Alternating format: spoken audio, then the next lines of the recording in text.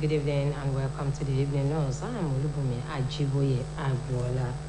The Central Bank of Nigeria has vowed to pressure changing its earlier limit on weekly cash withdrawal for individuals from 100,000 naira to 500,000 naira across all channels, according to a circular signed by Director of Banking Supervision Aruna Mustafa.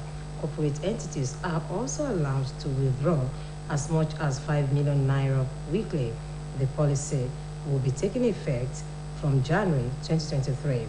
The latest circular came on the heels of heightened protests, especially in Abuja, by interest groups calling on stakeholders to stop politicizing CBN's monetary policy interventions.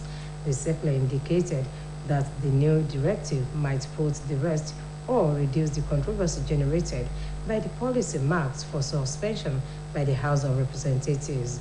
It was learned that the CBN came under intense criticism since the cash withdrawal limit plan was unveiled, with some economists warning that the new regime would stifle growth of the informal sector.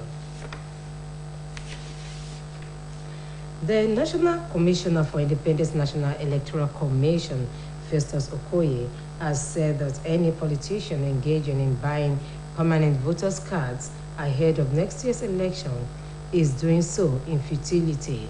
Okoye made this known at a capacity building workshop for journalists tagged Conflict-Sensitive Reporting and 2023 General Election Support, sponsored by INEC and facilitated by the Nigerian Union of Journalists National Secretariat, held at NUJ Press Center, Ibadan, Oyo State.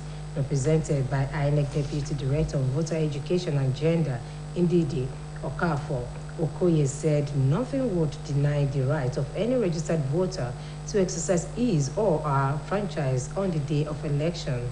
Also speaking, the Oyo State Resident Electoral Commissioner Adeni Rotela said the commission would always be up to the task to attend to everything that falls within the ambit of its mandate as enshrined in the nation's constitution. The Inspector General of Police, Usman Al-Khali Baba, has warned that the police will not spare criminals hiding under secessionist agitation to attack Anambra State residents, police operatives, and facilities. IGP Baba warned that the police force would not relent in ensuring safety and security for the people of the state and the country. The IGP spoke in Amawbia in Anambra State during the inauguration of an ultra-modern divisional police station attached to a police barrack for senior police officers of the division. He assured Anambra residents the determination of the police in defeating secessionists hands down for being unlawful. The IGP further promised to provide a level playing field for politicians and the electorate ahead of the 2023 general election. Osun State government has charged former political appointees to return government properties and cars in their possession to the government for them to claim any entitlements. Spokesperson to the governor, Malam Olawale Rasheed, made this known in a statement in Osogbo. It pointed out that the political appointees had appropriated government cars and properties in their care for their private use in violation of government regulations and extant laws. It further stated that many former appointees resisted the refusal of top bureaucrats to sign letters for the release of the vehicles, leading to clandestine disappearance of many official vehicles. According to the statement, the Asset Recovery Committee is intensifying efforts to ensure recovery of the state properties, asking the former political appointees to do the needful for them to lay claim to their salaries and other entitlements. Meanwhile, Osun State Governor Senator Ademola Adeleke is receiving accolades for the transparency he introduced in the purchase and planned distribution of rice for the Christmas celebrations. The state chapter of the People's Democratic Party, in a statement by its state caretaker chairman, Dr. Adekunle Akindele, commended the governor for securing the purchase at a lower rate compared to what was obtained under the former government and for ensuring purchase from factory and market women sources. Dr. Akindele stated further that the current administration has acted rightly by ensuring rice purchase by local and state governments and by putting in place a non-partisan distribution mechanism. The ruling party in the state appreciated Governor Adeleke for breaking the new grounds and for setting the state on the path of sustainable development and good governance. In another development, Osun State Governor Senator Ademola Adeleke has approved the payment of December 2022 salaries and pensions. According to the governor, the payment covers all ministries, departments and agencies, as well as secondary and primary school teachers, tertiary institutions, local government staff, and retirees, among others. Senator Adeleke restated his commitment to fulfilling the obligations of the state to workers on the payroll of Osun State as the cleaning up of state finance continues. He reaffirmed that his government prioritizes the welfare of workers, especially the civil servants, and they should be assured that all issues affecting their welfare will continue to receive urgent attention to improve the economy of the state. Osun State Head of Service, Mr. Leia Aino, has advised individuals seeking personal growth and development not to pursue such inordinately, but rather wait till God's appointed time for such ambition to manifest. Mr. Aino gave the advice in Osogbo, the state capital, while playing host to representatives of the University of Ibadan Alumni Association who paid him a congratulatory visit on his recent appointment as head of service. The Osun State #1 civil servant, who is also an alumnus of the Premier University, charged the alumni executive members to embark on aggressive mobilization to get all graduates of UI in the state into the association, to making the ivory tower formidable, while also promising to assist in using his good office to attain the feat. Earlier, the chairman of the state branch of the association, Mr. Bashir Ajishafe, had expressed the appreciation of the association to the state government for appointing Mr. Aino, adding that graduates of UI are rated globally for their competence and intelligence in whatever endeavor they find themselves. On the entourage of the team leader were the secretary of the association, Mr. Tajuddin Bamigbade, the coordinating director of the Ministry of Regional Integration and Special Duties, Oyeshiko Adelu, and Director of Cabinet Office of the Governor, Mr. Gbenga Adeniro.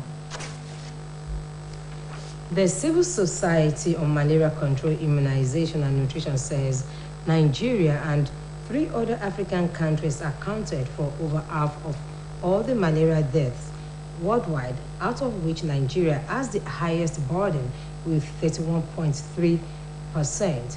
It also revealed that nearly half of the world's population is at risk of malaria, with an estimated 247 million cases of malaria worldwide and 619,000 deaths in 2021. The senior program manager, Mrs. Fatima Kolo Abdullahi, discussed this at the advocacy-focused media engagement in Abuja. She noted that statistics from the World Health Organization showed that the African region is home to 95% of malaria cases and 96% of malaria deaths, while children under 5 accounted for about 80% of all malaria deaths in the region. Mrs. Kulu Abdullahi advocated for the government at all levels to make health a priority by increasing their budgetary allocations for health, and urged political leaders to get their health care from government health facilities within the country, as this will enable them to develop and strengthen Nigeria's health system. And moving on to sport, the Confederation of African Football President Patrice Motsepe believes the continent can produce a FIFA World Cup finalist in 2026. Motsepe told a press conference that the Atlas Lions have opened the door for Africa by reaching the semi-finals this month, adding that he is confident an African nation will go further at the next World Cup. He commended Cameroon and Tunisia for their shock group victories over 5-time World Cup winners Brazil and twice champions France, respectively, adding that other African countries must learn from Morocco. Motsepe confirmed that Nigeria is among countries bidding to host the 2025 African Cup of Nations after Guinea's recent withdrawal. Other countries interested in the hosting rights are Algeria, Benin, Morocco, and Zambia. Reports say US, Canada, and Mexico will co-host the 2026 World Cup, which for the first time will feature 48 teams. There are at least 10 African nations that can compete at the highest level and win the World Cup. While on the foreign scene, Turkey and Saudi Arabia have strongly condemned the Taliban's nationwide ban on women attending private and public universities. Turkish Foreign Minister Mevlut Cavusoglu said the ban is neither Islamic nor humane. Mr. Cavusoglu said this at a joint news conference with his Yemeni counterpart, urging the Taliban to reverse the decision. He explained that Islam is not against education, it rather encourages humanity and science. Also, the Saudi Foreign Ministry expressed astonishment and regret at Afghan women being denied a university education. Afghanistan became the latest Muslim-majority country to do so after Qatar, which has served as a mediator between the United States and the Taliban, criticized the decision. There has also been domestic opposition to the ban, with a dozen women staging a protest in the streets of Afghanistan's capital, Kabul, chanting for freedom and equality. And that ends the evening news on OSBC television. Join us at 7 for the major reports. Good evening.